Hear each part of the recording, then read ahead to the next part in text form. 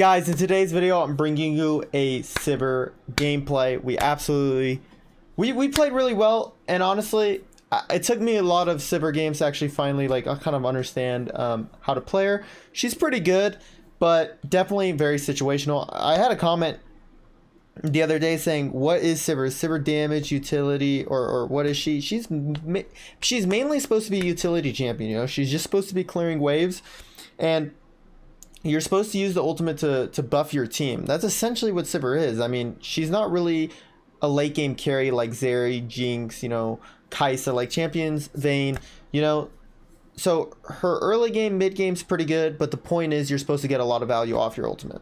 So for the items, I've changed up the build completely. This is the build that personally I think is just the best ADC build on pretty much every single ADC. So running it on Sivir feels really, really strong. You do not need Navori at all. Like, if people are telling you to build Navori, your damage is just going to be lower for no reason. You don't your cooldowns are really not that bad where you need Navori. But that's my personal opinion. You're going to want to rock Red Boots, Bloodthirster, Magnetic Blaster, Motor Reminder, Rune's Hurricane, Guardian Angel. For the runes, you're going to want to run Conqueror over Lethal Tempo. Conqueror is much stronger than Lethal Tempo because, I mean, you're not really going to have an attack speed problem. It's almost the same thing as why people run Conqueror on Zeri. Like, you're going to have good amount of attack speed since you are going Alacrities, and you have your second ability, so you don't really need Lethal Tempo. It's just overkill. You're going to want to rock Brutal, Giant Slayer, Alacrities, and Bone Plating for spells. You're going to want to run Ghost and Flash, or you can run Exhaust and Flash depending on the situation or lane matchup. So with that, let's hop right on into the rest of the video. Alright, we're finally in the gameplay, guys. Sivir, very interesting champion. Very, very interesting champion. We're against a Thresh Zeri, which is kind of an aggressive lane. And this Thresh actually has a lot of balls, because this Thresh goes straight in for a pull, which was actually pretty smart. Right here, I started my second ability. One big tip, guys, that I can give you guys with Sivir is that you want to not upgrade your first or second ability until you get to the laning phase and kind of see what you should do. Now, it really depends. If you're it really depends which ability can bring you more value in the time. Like, if you're in a matchup where you get outranged really badly, lane's unplayable, then you might want the Q to CS the minions or to land some poke from really far. But the second ability is really good for wave clear and just for fighting. Like, if you're about to fight them 2v2, then you're going to want to start your second ability. Oh my gosh. Whew. That was some good damage. Thresh went in with the reset, which was kind of crazy because it was a really early time to reset, but I just going for the wave clear. Almost lost that cannon. Almost lost that cannon because and the reason why that would have been bad if I lost that cannon right there was because I wouldn't have been able to reset with my red boots. Honestly, I don't even know how I feel about that reset because normally I don't really do early resets like that, but because that Thresh resetted, I decided to go for the reset. It's good because this Thresh's back got a little messed up, and now what we could do is we can set up some vision in their jungle, which is good, so we don't need to worry about getting ganked by their jungler, and then I can set up a bit of a freeze. So I didn't lose any minions for my roam, but the Zeri is missing some minions, and plus it's not even about the gold, it's even the XP too, but Thresh is able to secure this one for Zeri. So essentially they go in onto the Karma. I use everything. I should have been body blocking the Zeri auto attacks for Karma, to be honest, but in the moment I really wasn't thinking about it, but I was able to pick up a double kill. So that Thresh is really looking for aggressive plays. Like, this guy is already like just the way he was playing the lane, very aggressive. Thank God Nunu was there. I do think I would have been able to 1v2 there even without Nunu, to be honest. But it was good that that Nunu was there to make sure we're able to pick up those kills, because those are big kills. Sivir's a very interesting champion, because when I first started playing her, I actually thought that she was going to be super insane. Look at that perfect block. And right here I completely misplayed this, to be honest. Yeah, like I thought, okay, I could block the Thresh's oh my god. Whew. Me getting hit by that root was the saddest thing I've ever seen, bro. Me getting hit by that Morgana root was the saddest thing I have ever seen.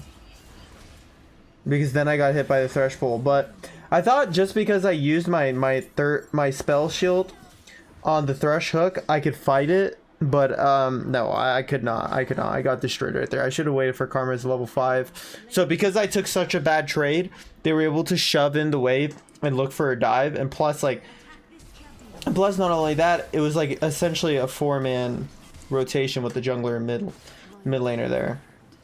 So that was really unfortunate.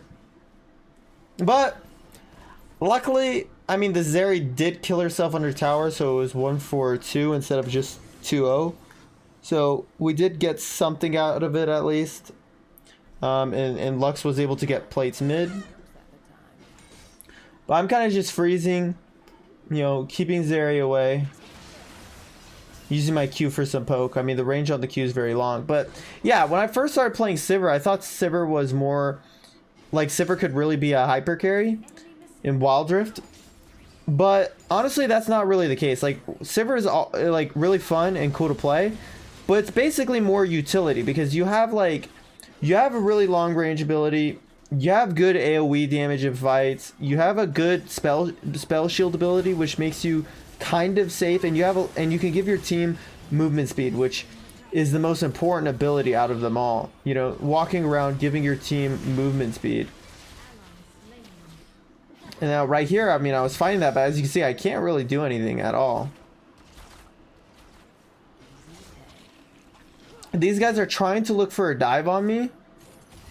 I can't believe I get, like, it's just like, I can't believe it. Just getting hit by the dumbest things. But luckily, you can see the benefits of Sivir right here. I mean, you have spell shield to block out an ability, and then you have insane wave clearance. So right here, I'm looking for the Zeri.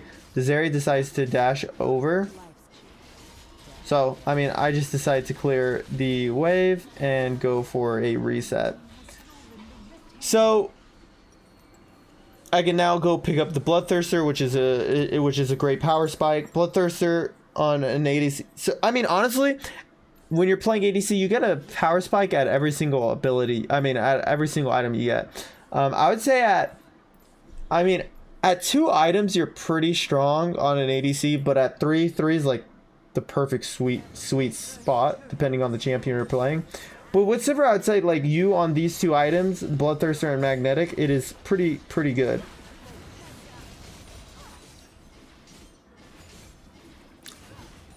And now we're able to just get bot turret because the Thresh isn't here with the Zeri. And then the Zeri decides to think that she can actually defend that. But I go for a reset finally. But they decide to rotate on the Karma, so I go in with my ultimate, use my spell shield and ghost, able to pick up 1. I'm able to find Zeri, and then I could just finish off this Thresh. Beautiful. That was beautiful, guys. Oh my gosh, that was beautiful. I did kind of use the Karma as bait, but it's okay because we were able to pick up 1 for 3 right there. So that's a great example of when Sivir could be useful, because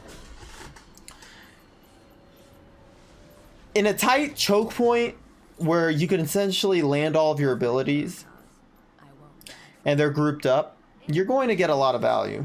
And in that fight, I was able to get a lot of value. Now I'm just clearing jungle because, I mean, it's so easy to clear jungle with Sivir. So easy. I got some good crits too right there. And then I can clear the Krugs really quickly too. I mean, just Such a great champion for clearing jungle, so you definitely want to be finessing jungle with Sivir. I really can't wait to play Yuumi Sivir because I want to use the Yuumi ult to root, and then, you know, you're able to just land so many abilities. Like, you're able to land your Q and your bounces on top of the Yuumi root. That can be really, really fun. Sivir's pretty good with this comp because I'm able to speed boost Nunu and Riven. This Zeri just instant flashes, and I decide to use Ghost thinking that I can run him down, but that was a really dumb idea. I'm not gonna lie. I just got excited. But right here, I'm like, okay, I'm just gonna look for plays. Use my spell shield and my ultimate here for the movement speed. Bouncing a little bit on the wave. Boom. Sadly, I didn't get that kill on Tryndamere. I just took all those. Morgana gets a little too close, and I have insane movement speed for my ult. I mean, your ultimate lasts a really long time, especially when you empower it. I use my spell shield. Man, so strong. It's actually crazy how, like, aggressive you can position with Sivir when you're ahead, because you could use your spell shield to block an ability, so you can do really crazy stuff. But I will not lie, playing Sivir from behind, it feels so horrible. But playing her when you're really fed feels pretty good. Because, I mean, your damage output is just extremely high because you're able to do AoE. So. Whew. Beautiful bounces. Can't believe I left that minion, but just wanted to rotate. Flash forward. I use my spell shield. Getting some bounces in. Ezreal tried to get me there, but no siree. Able to pick up a double kill. I mean, right there, I decided to aggressively flash in. I thought it would work out well for me, and I think it did work out well. It definitely could have backfired a little bit, but since I saw that my team was on the aggressive right there, I felt like it would have been a good play to go in there. I mean, our Lux got caught by the Tryndamere, but we were able to trade. And now I reset for the Mortal Reminder. So, you know, I could have decided to build, like, Runon's third here, but like, Mortal Reminder is just such a great item right now to go third. It really gives you a lot of benefits, heal cutting, armor pen, I mean, the whole shebang. So it's just a fantastic item to get. But if you really want more attack speed earlier on, then you can definitely go Runon's third instead of Mortal Reminder. I mean, I'm just being careful here. I mean, your attack range with magnetic is a lot nicer. You could really kind of take use of that. And I'm just being careful. I'm not trying to overextend. I see that the red side's trying to look for this Riven. I'm really reading this play on this Riven, especially since they're on vision, so I decide to rotate up. And guys, look at what I'm about to do right here. I'm going to see that they're engaging on Riven, so I'm going to use my ultimate early and my ghost to just get right in there. Boom, boom, boom. He's dead, and I'm going to keep speed boosting. And as you can see, once I got my 8 stacks, we're able to, or get a takedown, I'm able to use that movement speed even more efficiently. Look at this. And then what I do is, boom, boom. Those bounces, man. Oof. Woo. Just so much damage. It's actually crazy. The wave comes, and we're able to take the turret. So as you guys can see, when Sivir's ahead, you're able to just ult and just chase like crazy. It's so good. I mean, think about it. If you're playing, especially with a team, like if you're playing Sivir and you got a bunch of melee champions on your team, I mean, that's perfect. Now right here, I'm bad and I get caught by Thresh Hook. My fault.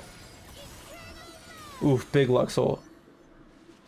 I just got caught, which sucked. Because I mean, you got to think about it. My only 2 deaths this game were from Thresh landing hook. Or just some type of CC. I mean, Morgana rooted me into a Thresh Hook.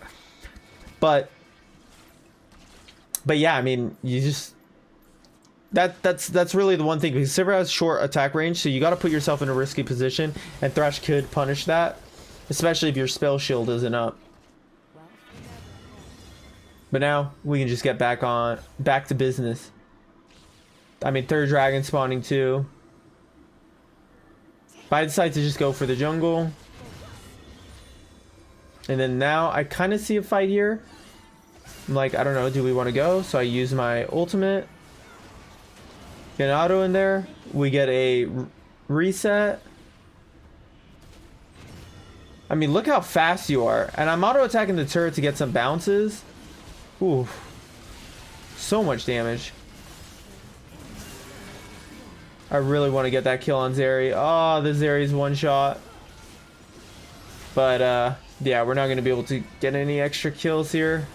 Yeah, we just end the game. So anyways, guys, let me know your guys' thoughts on Sivir in the comments down below. I'm really curious. I think she is balanced. I do think she's balanced. I don't think she's super broken or that she's super bad. I think that she's good for what she's able to do, and that's about it. So sub up if you're new. Peace.